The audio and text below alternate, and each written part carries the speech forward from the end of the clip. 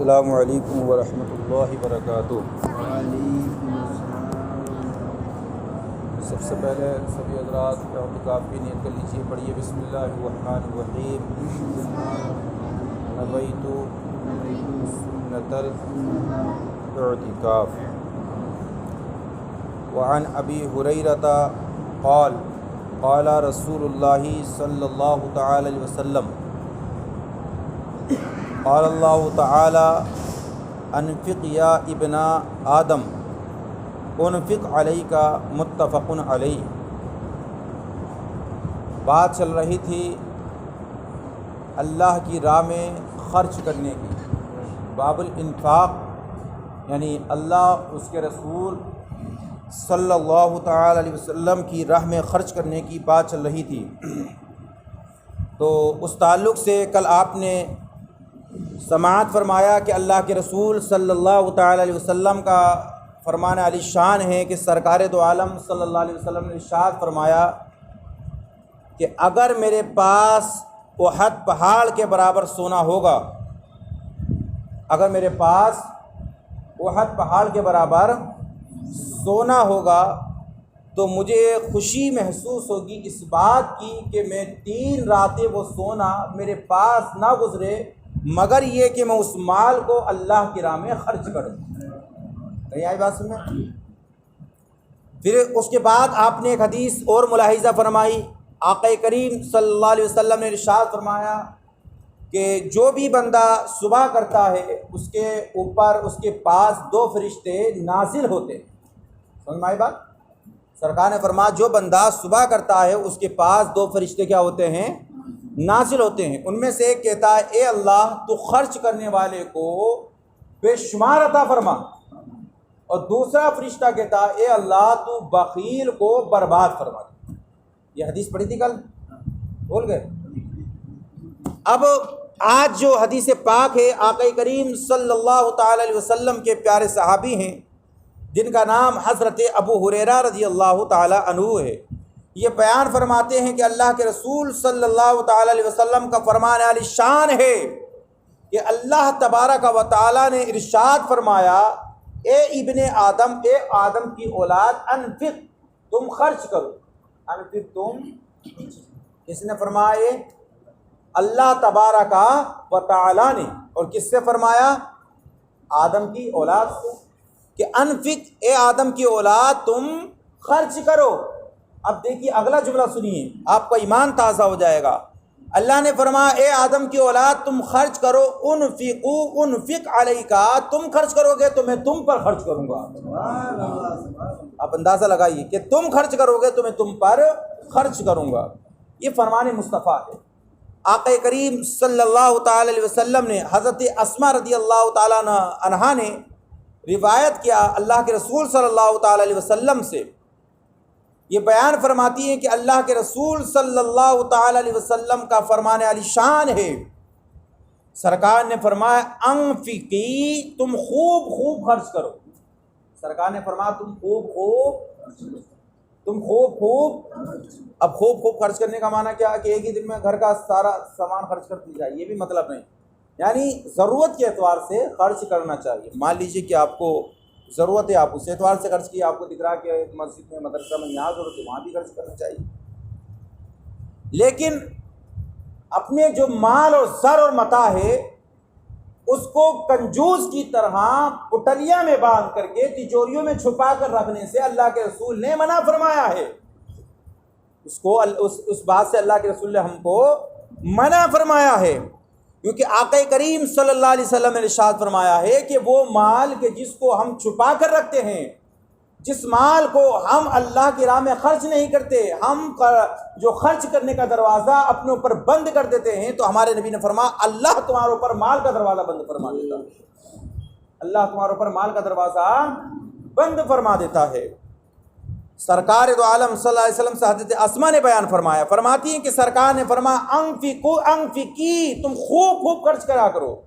سرکار نے کیا فرمایا؟ تم خوب خوب خرچ کیا کرو، ولا تحسی، اور تم شمار مت کیا کرو، یعنی گنو مت۔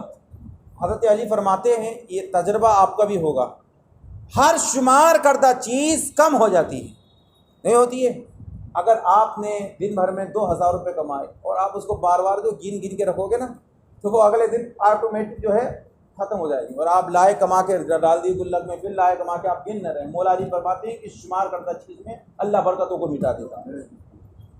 تو آقا کریم صلی اللہ علیہ وسلم نے ارشاد فرمایا انفقی، تم خرچ کرو، خوب خرچ کرو، ولا تحصی، اور تم گنو مت، تم گنو، تم شمار مت کرو۔ کیوں؟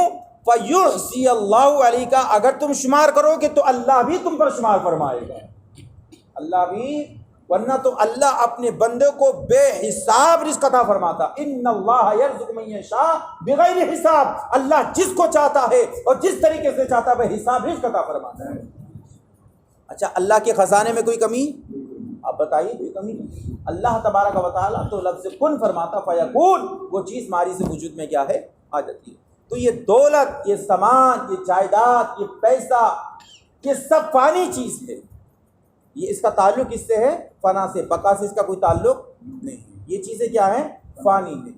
ہاں، بقا سے تعلق ہے، اس کو ثواب کے نام سے جانتے ہیں، وہ باقی ہے، اور دولت فانی ہے۔ اللہ فرماتا اے میرے بندو، فانی چیز کے بدلے میں تم باقی چیز کو حاصل کر لو۔ اگر تم نے فانی چیز کے بدلے میں باقی چیز کو حاصل کر لیا تو اس کا بدلہ تم کو یہ ملے گا کہ قبر میں بھی آسانی ہو جائے گی، میدان محشر میں بھی آسانی ہو جائے گی، اور اس کے بدلے میں اللہ تمہیں جنت میں بھی آسانی عطا فرمائے گا۔ تو ثواب باقی ہے، اور یہ مال و زر کیا ہے؟ فانی۔ کیا کوئی اپنے ساتھ، آپ بتائیے، سونا چاندی لے کے گیا؟ جب اصحاب کہف، آپ کو معلوم ہے سورہ 16ویں پارے میں اصحاب کہف کا واقعہ ہے، یہ تقریباً 300 سال تک، تقریباً میں نے بتایا، اس میں آگے پیچھے ہو سکتا ہے، یہ غار پہ رہے۔ اصحاب کہف ایک غار کے اندر، یہ 6 لوگ تھے اور 7واں ان کا کتا، اور ایک قول کے مطابق 7 لوگ تھے اور 8واں ان کا کتا۔ تو یہ 300 سال کے بعد جب ان میں سے ایک کی آنکھ کھلی تو وہ سودا لینے کے لیے گیا، تو وہ 300 سال پرانا سکہ جب لے کے گیا نا بستی میں، تو بستی والوں نے کہا کہ یہ لوگ آج کے نہیں، پرانے دور کے لوگ ہیں، یا ان کے پاس پرانا مال کیا ہے؟ چھپا ہوا رکھا ہے۔ تو اس طریقے سے ان کا راز کھل گیا، وہ پکڑے گئے۔ بہرحال وہ بہت لمبی تفصیل ہے، ان کا وصال ہو گیا غار کے اندر ہی۔ تب اس دور کے ایک نیک ملک کا بادشاہ آیا، تو اس نے ان کو سونے کی تابوت میں دفن کروایا۔ کس کی تابوت میں؟ سونے کی تابوت میں۔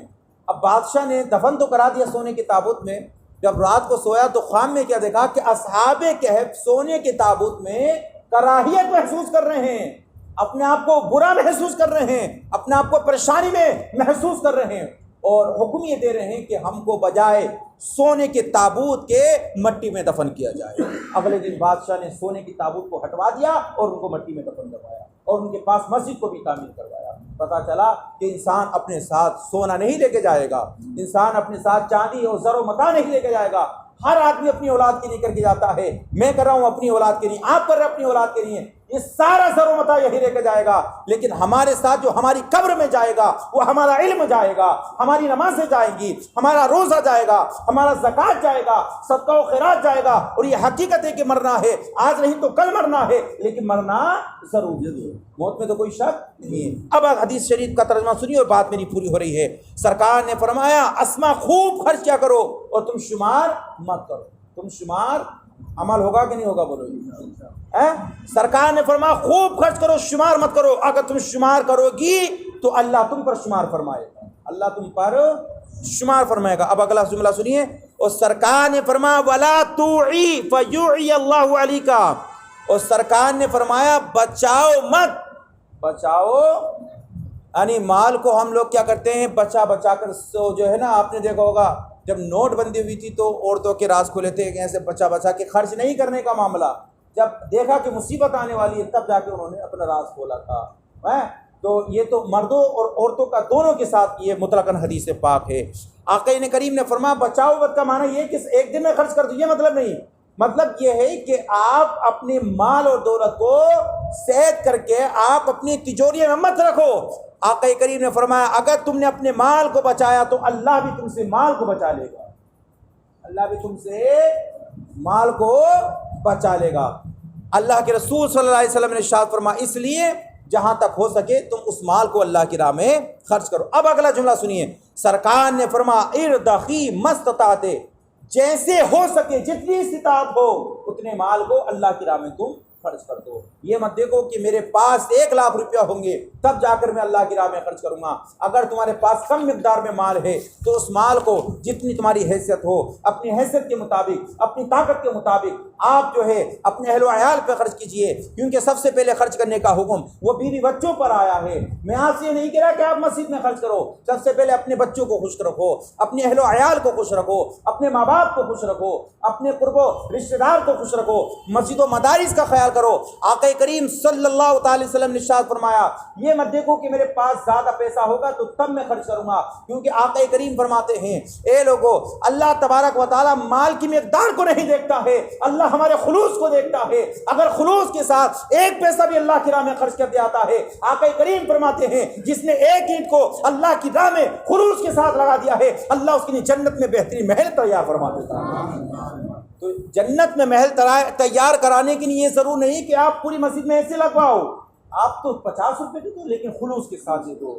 جو چیز خلوص کے ساتھ نکلتی ہے اللہ اس کو بہت جلدی قبول فرماتا ہے۔ تو جس میں ریا و شمع آ جائے کہ زمانہ کہے گا کہ فلاں صاحب نے اتنا پیسہ مسجد کو نہیں دیا تھا، اتنا غریب و مساکین کو دیا تھا، آج تو بڑا افسوس ہوتا ہے ہمارے بھائیوں پر، لوگ ماہ رمضان المبارک میں غریبوں کی مدد بھی کرتے ہیں تو کیمرہ مین کو پہلے بلا لیتے ہیں، وہ تصویر لیتا ہے بیچارہ، مجبوری میں فوٹو کھنچواتا ہے۔ خدا را ایسا کام مت کیجئے، دکھاوے کے لیے خرچ مت کیجئے کہ جو پیسے دکھاوے کے لیے خرچ کرتے ہیں اللہ اس پر کوئی بھی ثواب نہیں عطا فرماتا۔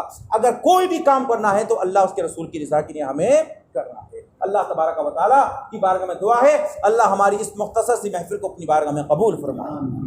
اللهم صل على سيدنا وشفيعنا وحبيبنا ومولانا محمد وبارك وسلم صلاة وسلام عليك يا رسول الله صلی اللہ علیہ وسلم۔ علیہ کریم اس محفل خیر میں جتنے بھی ہمارے بھائی سب کی حاضری کو قبول فرما، تمام کی عمر میں بے پناہ برکت رحمتوں کا نزول فرما۔ مولا کریم ہم میں، ہمارے گھر والوں میں، اہل و عیال میں، بیوی بچوں میں جو بھی بیمار ہو تمام کو شفائے کامل عاجل عطا فرما۔ ہماری دعاؤں کو اپنی بارگاہ میں شرف قبول فرما۔ سبحان ربک رب العزة عما یصفون وسلام علی المرسلین والحمد للہ۔